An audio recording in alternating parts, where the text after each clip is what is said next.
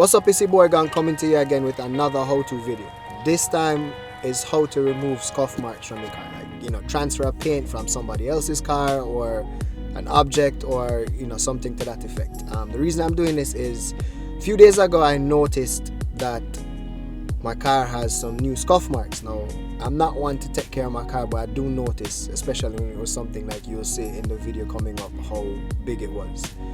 So I decided to see if I could get rid of it. I had some rubbing compound in the garage, so I tried my luck, and this day as well I also washed the car for the first time in many months.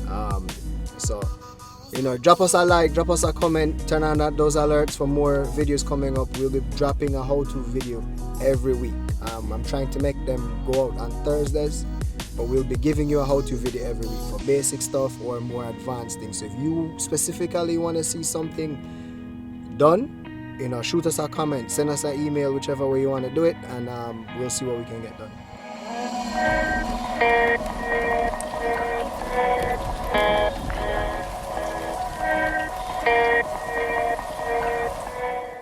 So according to the instructions, you're supposed to wash the car and dry it, apply on a cool, clean surface and not in direct sunlight. The applicator pad should be damp, and that's what they recommend, or a cotton towel. And basically you rub it into the surface until the paint, the transfer of paint or the scuff or whatever you want to call it, goes away completely or as best as the compound can take it out. After which you buff the area lightly with a clean dry cloth to remove excess compound.